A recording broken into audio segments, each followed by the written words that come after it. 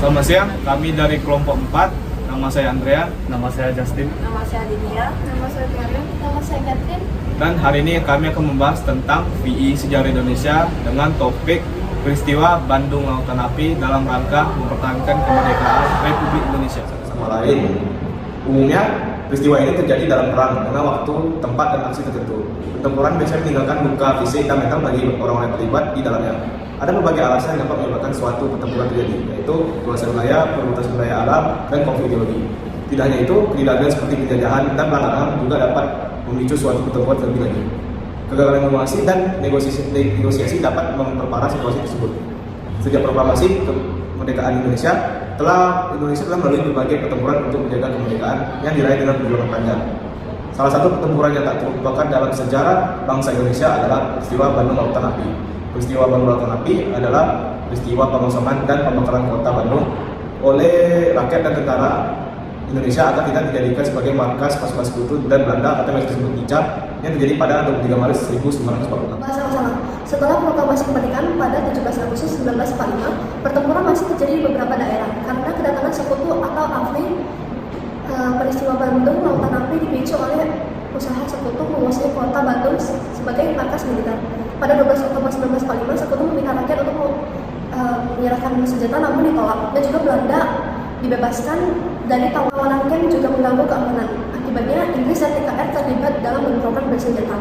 Pada malam tanggal 24 November 1945, TKR dan Badan Perjuangan lainnya menyerang markas sekutu di Bandung, termasuk Hotel Homan dan Hotel Priangga. On 27 November 1945, the Allied War Commander Colonel MacDonald issued an ultimatum to the governor of West Java, Mr. Datuk Jamin, that the people and soldiers immediately leave Fort Bandung on November 29, 1945 at 12 WIB.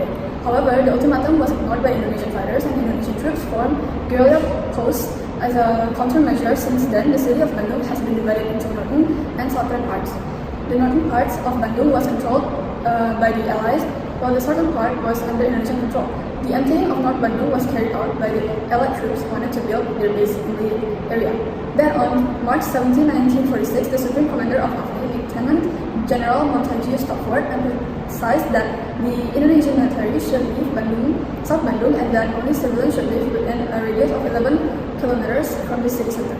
Following up on this ultimatum on March 24, 1946 at 10, the Indonesian Republic Army or TRI under the command of Colonel Nasution decided to burn down South Bandung because they didn't want to give up South Bandung. People began to evacuate, then the city of Bandung, which is South Bandung, was deliberately burned by the TRI and local people so that the Allies could not use Bandung as a strategic military base with its location in the middle of the island of Java, close to the capital city of Jakarta and other big cities, and also had natural force because it is surrounded by high mountains. This was also a strategy to prevent Allied forces from using the city as their military operational basis. However, the same thing could not be done in North Bandung because Allied troops had occupied the area.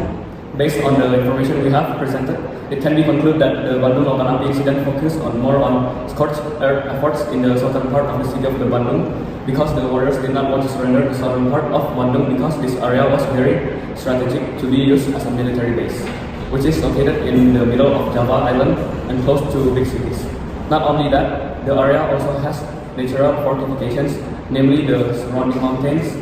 But however, the same thing could not be done in northern Bandung because white troops had occupied the area. In conclusion, the Bandung Lautan Api incident is a historical event that has very important values for the Indonesian nation.